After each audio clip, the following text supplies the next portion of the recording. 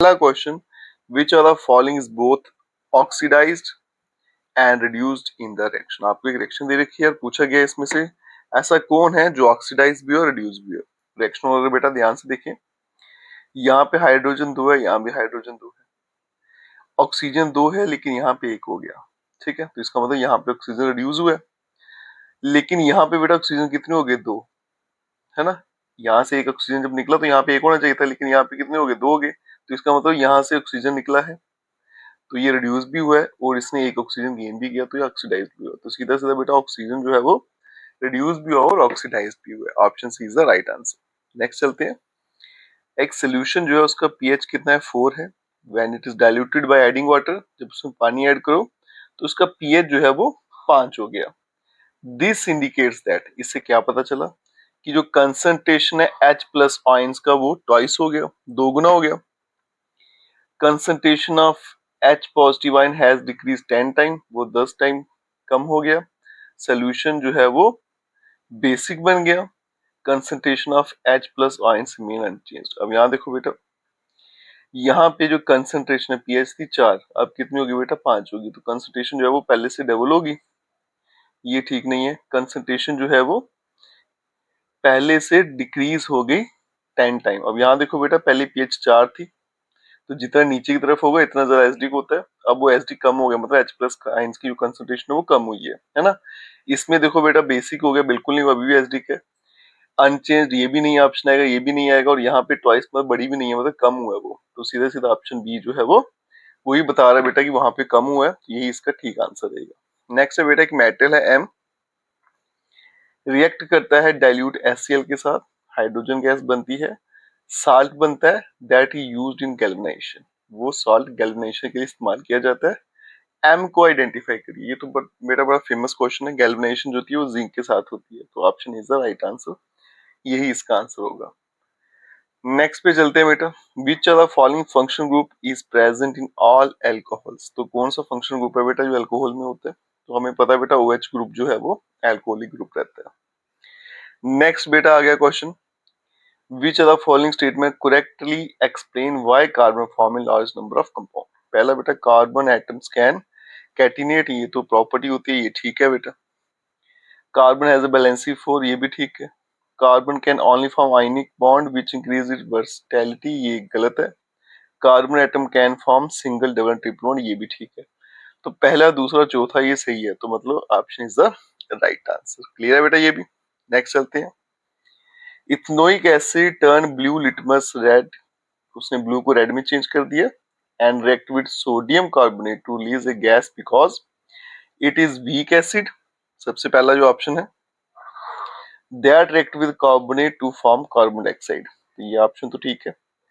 It is base and release H2 gas with carbonate, ये गलत है। It is a neutral compound that form water only, ये भी गलत है। It is an alcohol that can't react with carbon, ये भी गलत है। तो ऑप्शन ए जो है वही बेटा इसमें ठीक है। ठीक है, नेक्स्ट क्वेश्चन देखिए बेटा। Why are alkanes called saturated hydrocarbon? Alkanes को saturated hydrocarbon क्यों बोला जाता है? Alkenes को unsaturated क्यों बोला जाता है? Alkane में बेटा सिंगल बॉन्ड होता है, Alkenes में एक या एक से ज्यादा बॉन्ड रहता है। ठीक है, एक तो ये हो गया।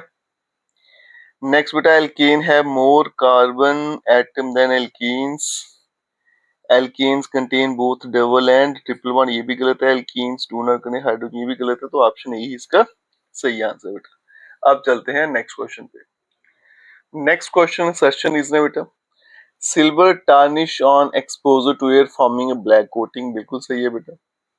सिल्वर की क्रोजन होती है, ब्लैक कोटिंग हो जाती है उस पे। Silver react with oxygen to form silver oxide, ये गलत है।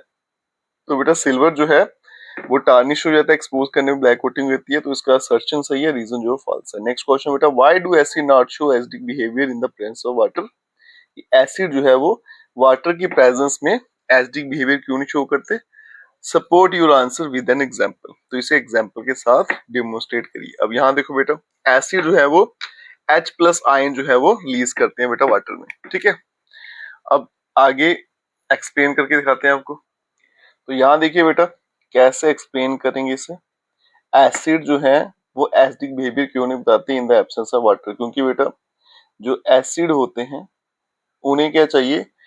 एक्वस, बोल देंगे ऐसे बेटा कि उनको एक्वस मीडियम चाहिए, needs aqueous medium to dissociate. उन्हें डिसोशिएट होने के लिए एक्वस मीडियम चाहिए ताकि वो क्या बना सके? To form H positive ions, तभी तो एसिड बनेंगे। अब उन्होंने बोला कि एग्जाम्पल बताइए इसको सपोर्ट करने के लिए। जैसे बेटा HCl एसिड है प्लस वाटर, वाटर मिलाया तो हमें बनेगा बेटा H3O पॉजिटिव प्लस क्लोरीन अलग से हो जाएगी। ठीक है, अब ये क्या करता है? ये क्या करेगा बेटा? कॉजिंग, ये जो भी बना हमारे पास ये क्या करेगा? कॉजिंग हमारा जो लिटमस पेपर है, लिटमस पेपर उसे रेड कर देता है। तो वहां से क्या पता चल जाता है बेटा? Demonstrating acidic behaviour. तो यहां से इसका एसिडिक बिहेवियर भी शो हो जाता है। ठीक है, चलते हैं नेक्स्ट क्वेश्चन पे, क्वेश्चन नंबर 26, जिसमें क्या पूछा गया था? When potassium permanganate KMnO4 is added to a solution of iron sulfate FeSO4, इस सोल्यूशन में अगर इसको बेटा हम ऐड करेंगे in the presence of dilute sulphuric acid, साथ में क्या होना चाहिए? Dilute sulphuric acid, redox reaction occurs. तो एक रिडॉक्स रिएक्शन रहती है। Right a balanced chemical equation for the reaction. एक तो इसकी रिएक्शन लिखिए, सबस्टेंस को आइडेंटिफाई करिए जो ऑक्सीडाइज्ड हुआ और जो रिड्यूस हुआ, और बताइए क्यों पोटेशियम परमैंगनेट जो है वो ऑक्सीडाइजिंग एजेंट का काम कर रहा है इस रिएक्शन में। फिर और में भी एक क्वेश्चन पूछा गया, तो इसे बेटा पहले एक्सप्लेन करते हैं। सबसे पहले बोला गया था इस रिएक्शन को लिख के दिखाइए, potassium permanganate plus sulphuric acid के साथ। ये आ गया 26 क्वेश्चन। तो बैलेंस केमिकल इक्वेशन लिखनी थी बेटा, ये आ गया potassium permanganate MnO4 plus iron sulphate, ठीक है, और in the presence of sulphuric acid H2SO4। ठीक है, तो क्या बन जाता है बेटा? Potassium sulphate plus magnesium sulphate plus यहाँ पे आयरन सल्फेट बनेगा Fe2SO4, ठीक है, और प्लस आएगा 8 टाइम वाटर। ठीक है, अब इसकी बैलेंसिंग करनी है, तो यहाँ पे 2 टाइम, क्योंकि ये 2 था तो 2 से मल्टीप्लाई कर दिया। ठीक है, आयरन को बैलेंस करेंगे, आयरन यहाँ पे देखो कितने बेटा? 2, और यहाँ पे कितना है? अभी 1 ही है, तो इसको ही बैलेंस करना पड़ेगा। तो यहाँ पे लिख दो 10, 10 आयरन हो गए, यहाँ पे 5 आ जाएंगे।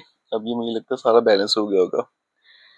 तो यहाँ पे हाइड्रोजन 2 है, यहाँ पे कितने हाइड्रोजन है? 8 2 16 है, तो यहाँ भी 8 से मल्टीप्लाई करना पड़ेगा। ठीक है, तो ये इसकी बैलेंस्ड केमिकल इक्वेशन आ गई। उसके बाद में बोला सबस्टेंस आइडेंटिफाई करिए जो ऑक्सीडाइज हुआ और जो रिड्यूस हुआ। तो यहाँ देखो बेटा, जो ऑक्सीडाइज्ड हुआ मतलब जिसने ऑक्सीजन को गेन किया वो था आपका Fe2+, और यहाँ पे Fe3+ हो गया।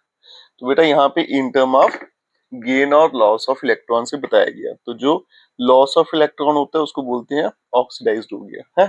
तो यहाँ पे आयरन जो है 2 पॉजिटिव था, 3 पॉजिटिव हो जाएगा, उसने एक और इलेक्ट्रॉन लूज किया, तो ये हमारा ऑक्सीडाइज्ड हुआ। दूसरा आगे बेटा रिड्यूस्ड, ये मैग्नीशियम था 7+, इसका हो जाएगा मैग्नीशियम 2+। ठीक है, तो इसने गेन कर लिए 5, तो ये रिड्यूस हो गया। तो ये in term of electron gain और लॉस के मुताबिक ऑक्सीडेशन रिडक्शन बताएगी। नेक्स्ट है बेटा, एक्सप्लेन करिए क्यों जो पोटेशियम परमैंगनेट है वो ऑक्सीडाइजिंग एजेंट का काम कर रहा है इस रिएक्शन में। तो अब इसे एक्सप्लेन करते हैं। तो लास्ट पार्ट देखिए बेटा, पोटेशियम परमैंगनेट जो था वो ऑक्सीडाइजिंग एजेंट का काम कैसे किया वो एक्सप्लेन करना था बेटा। तो उसका रीजन क्या है बेटा? इसने क्या किया? इलेक्ट्रॉन गेन किए। अब हमने यहाँ पे लिखा ना, ये आयरन था बेटा, 2+ थी बैलेंसी, फिर 3+, इसने एक इलेक्ट्रॉन लूज किया, है ना। तो ये इसने क्या किया? इसने इलेक्ट्रॉन गेन किया फ्रॉम F2+, तो बिकॉज जो आपको पोटेशियम परमैंगनेट है उसने गेन किया electron from Fe2 positive ions. ठीक है, तो जो गेन करेगा वो हमारे पास क्या हो जाएगा बेटा, ऑक्सीडाइजिंग एजेंट हो जाएगा। ठीक है, अब चलते हैं इसके आर पार्ट में, एक्सप्लेन करिए विद रीजन। क्रायोलाइट जो है is added during the electrolysis of aluminium zinc blende, जिसे जिंक सल्फाइड बोला जाता है, is concentrated by froth flotation. Haematite is calcined before reduction in blast furnace. तो अब इसको एक एक करके एक्सप्लेन करते हैं। देखिए बेटा, यहाँ पे पार्ट 1 जो है और में पूछा गया, क्रायोलाइट जो है ऐड किया जाता है इलेक्ट्रोलिसिस ऑफ एल्यूमिनियम के दौरान। इसको क्यों किया जाता है बेटा, इसका रीजन क्या है?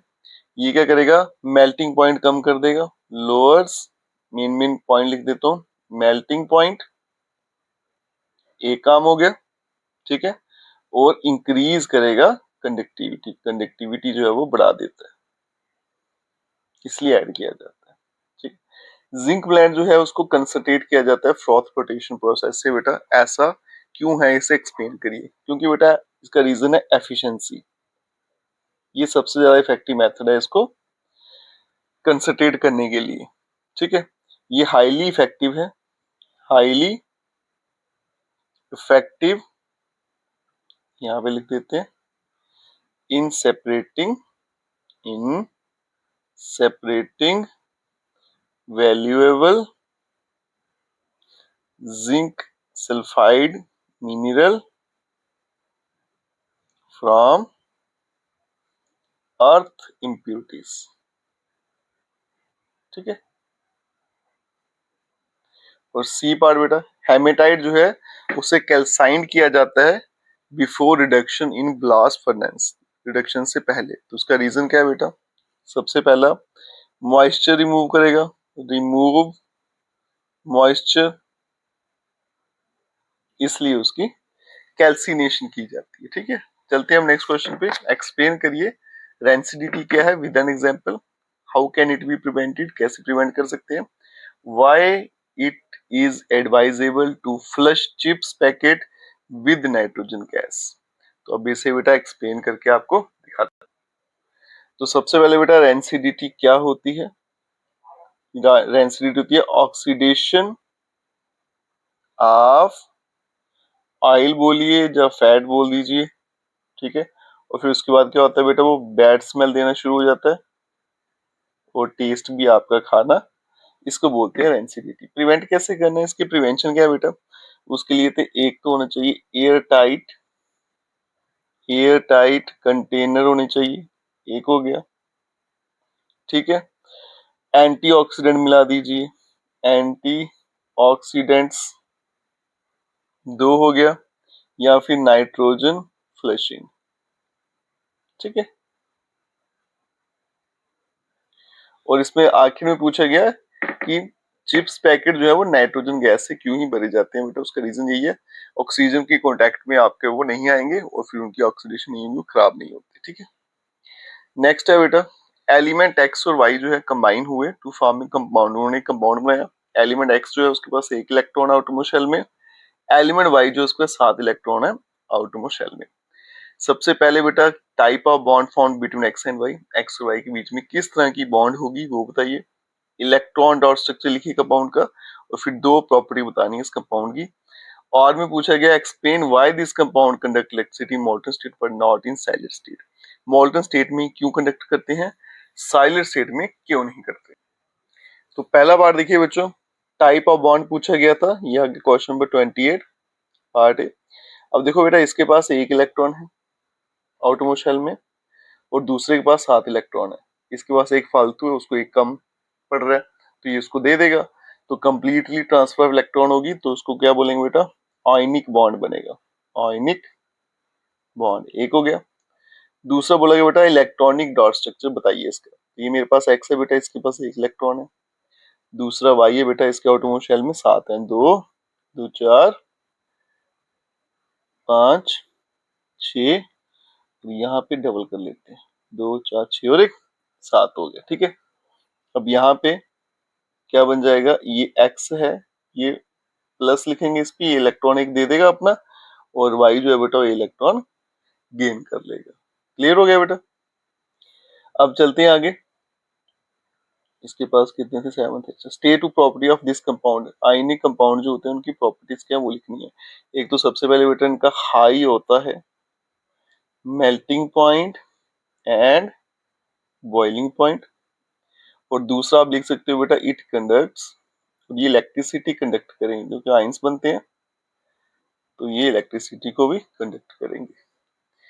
फिर और में पूछा गया था कि क्यों ये कंपाउंड जो है इलेक्ट्रिसिटी मॉल्टन स्टेट में कंडक्ट करता है, सॉलिड स्टेट में क्यों नहीं करता। तो उसका रीजन क्या है बेटा, इन सॉलिड स्टेट, जब ये सॉलिड स्टेट में होते हैं, इन सॉलिड स्टेट आयंस जो हैं आर हेल्ड टाइटली, बड़े टाइटली जुड़े हुए होते हैं, एंड कांट मूव, चल नहीं सकते, एंड कांट कंडक्ट इलेक्ट्रिसिटी, और वो इलेक्ट्रिसिटी कंडक्ट नहीं कर पाएंगे। ठीक है, तो मोल्टन स्टेट में क्या होगा, इन मोल्टन स्टेट, मोल्टन स्टेट में जो मेरे पास आयंस होंगे आर ओवरकम बाय हीट। ठीक है, हीट से ओवरकम हो जाएंगे और वो एलो करेंगे, एलोइंग फ्री टू मूव। उनके बीच में क्या होगी, स्ट्रॉन्ग इतनी नहीं रहेगी बॉन्ड बेटा, थोड़ी सी हीट दोगे वो टूट जाएगा और वो आसानी से घूम सकते हैं, इलेक्ट्रिसिटी को कंडक्ट करेंगे। ठीक है, नेक्स्ट क्वेश्चन देखिए, क्वेश्चन 21, एक होम ओनर है, उसे नोटिस किया व्हाइट कलर का पाउडरी सबस्टेंस जो था वो वॉल्स ऑफ हर हाउस, उसकी दीवार, घर की दीवारों में बन गया था ड्यूरिंग द रेनी सीजन। एक केमिस्ट ने कंफर्म किया कि सबस्टेंस जो है वो एक सॉल्ट है जो बना है reaction between moisture and certain building material. Phenomena का नाम बताइए जो इसके लिए रिस्पॉन्सिबल है, और साल्ट जो बना वो बताइए। बैलेंस केमिकल इक्वेशन लिखिए, सजेस्ट करिए दो प्रिवेंटिव मेजर इसको रोकने के लिए, एक्सप्लेन करिए क्यों ऐसे साल्ट जो है वो हाइग्रोस्कोपिक है और ये कैसे स्ट्रक्चर को इफेक्ट करते हैं। ठीक है, फिर और में भी क्वेश्चन पूछा गया था। तो सबसे पहले बेटा फिनोमिना कौन सा है ये पूछा गया, इस फिनोमिना का नाम बेटा वो होता है एफ्लोरोसेंस, EFFLORESCENCE। ठीक है, और फिर बोला गया बेटा आइडेंटिफाई करिए कौन से साल्ट इसमें बनते हैं। तो साल्ट जो बनता है बेटा, एक बनता है कैल्शियम कार्बोनेट और कैल्शियम सल्फेट के बनते हैं। ठीक है, मैंगनीज सल्फेट भी होता है। बैलेंस केमिकल इक्वेशन लिखिए साल्ट फॉर्मेशन के लिए। तो इसकी बैलेंस केमिकल इक्वेशन तो आपने पहले ही पढ़ी होगी बेटा, ये आ गया कैल्शियम, बी पार्ट आ गया calcium hydroxide OH2 plus carbon dioxide मिलाया, बन गया कैल्शियम कार्बोनेट प्लस वाटर, ये भी हो गया। नेक्स्ट प्रिवेंटिव मेजर क्या है इस प्रॉब्लम को रोकने के लिए, तो यहाँ देखिए बेटा, एक तो आप करिए वाटर प्रूफ कोटिंग कर लीजिए, वाटर प्रूफ कोटिंग ये कर सकते हैं। ठीक है, या फिर proper drainage, ensure proper drainage. ठीक है, ये भी क्लियर है। तो ऐसे साल्ट जो है उनको हाइग्रोस्कोपी क्यों बोला जाता है और वो कैसे स्ट्रक्चर को इफेक्ट करते हैं बेटा, इसका आंसर देखिए, क्योंकि ये क्या करते हैं, cause it has ability, it has ability to attract, ये क्या करते हैं बेटा, अट्रैक्ट करते हैं और एब्जॉर्ब करते हैं, एंड एब्जॉर्ब वाटर वेपर, ये वाटर वेपर को अट्रैक्ट भी करेंगे एब्जॉर्ब भी करेंगे फ्रॉम सराउंडिंग एटमॉस्फेयर। तो ये एटमॉस्फेयर से इन्हें अट्रैक्ट भी करेंगे और एब्जॉर्ब भी करेंगे। ठीक है, इसलिए इनको बोला जाता है हाइग्रोस्कोपिक सब्सटेंस है। और ये बिल्डिंग्स को कैसे नुकसान पहुंचाते हैं, इफेक्ट करते हैं, वो मुझे पूछा गया था। ठीक है, तो इसमें क्या है बेटा, ये क्लम्प्स बना लेंगे, तो यहाँ पे आप लिख लीजिएगा बेटा, ये यहाँ पे लिख लेना फॉर्म्स क्लम्प्स। ठीक है। अब इसमें क्या है बेटा, सबसे जो कॉमन तरीका है वो ये है कि ये ड्राई पाउडर जो है ना, जब ये ड्राई हो जाते हैं तो ये मॉइस्चर को एब्जॉर्ब करेंगे तो पार्टिकल जो है इनके साथ चिपक जाते हैं और क्लम्प बना लेते हैं। इस तरह से ये स्ट्रक्चर को इफेक्ट करते हैं। आर पार्ट में देखिए बेटा, टूथपेस्ट एडवर्टीजमेंट ने क्लेम किया कि वो प्रोटेक्ट करेगी टीथ को by neutralizing acid produce in the mouth after eating sugary food. Curious about this claim, एक स्टूडेंट ने डिसाइड किया टेस्ट करने के लिए pH of different substances. Orange juice का दिया, टूथपेस्ट का दिया, saliva after eating chocolate 5.5। Student ने ऑब्जर्व किया कि after eating chocolate the pH of saliva drop significantly, नीचे गिर गया, but brushing with toothpaste restore the pH close to the neutral. Explain करिए क्यों पीएच ऑफ सलाइवा जो था वो गिर गया after sugary food. Balance chemical equation लिखिए showing how the base present in toothpaste neutralise acid in the mouth. Why is it important to maintain the pH of the mouth near neutral? And excessive use of toothpaste with highly alkalinity can also cause harm. Stay to reason why overuse might not be safe for the oral health. तो यहाँ देखिए बेटा, पहला क्यों जो pH है saliva का drop हो जाता है आफ्टर शुगरी फूड, उसका कारण क्या है बेटा, ये आ गया पार्ट 1 ए पार्ट आर का। क्योंकि ये क्या करेगा बेटा, इट प्रोड्यूस, ये एसिड प्रोड्यूस करता है, प्रोड्यूस एसिड इन माउथ। ठीक है, शुगरी फूड खाने से क्या होता है बेटा, एसिड जो है ज्यादा प्रोड्यूस होता है, इसलिए पीएच वैल्यू जो है वो ड्रॉप कर जाता है। पार्ट बी में देखो बेटा, बैलेंस केमिकल इक्वेशन लिखनी है इसके लिए। तो यहाँ पे लिखेंगे बेटा, ये आ गया हमारे पास सोडियम हाइड्रोजन कार्बोनेट बेस आ गया, प्लस ये एसिड आ गया, रिएक्ट करेंगे तो क्या बनेगा, सोडियम क्लोराइड साल्ट बन गया, प्लस वाटर और प्लस कार्बन डाइऑक्साइड। तीसरा बेटा, क्यों ये इंपॉर्टेंट है पीएच को मेंटेन करना नियर न्यूट्रल, तो उसका बेटा जो रीजन है, अगर क्या होगा, अगर पीएच जो है, इफ पीएच जो है आपका ड्रॉप्स बिलो ये 5.5 से अगर कम हो जाएगा तो क्या होगा, हमारा जो टूथ एनेमल है वो डिसॉल्व होना शुरू हो जाएगा। ठीक है, तो ये इट हार्म्स, ऐसे लिख लेते हैं, टूथ एनेमल। ठीक है, इसीलिए 7 के आसपास रखना उसको जरूरी होता है।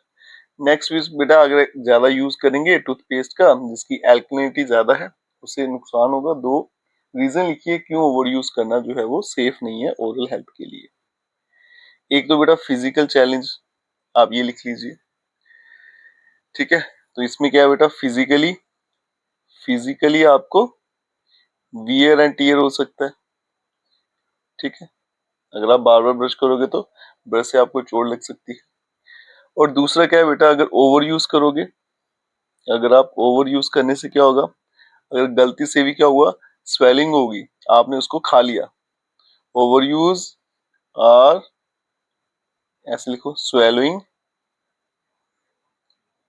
उससे क्या होगा आपका एक्सेसिव इनटेक, इससे फ्लोराइड जो है वो बॉडी में ज्यादा हो जाएगा, फ्लोराइड इनटेक।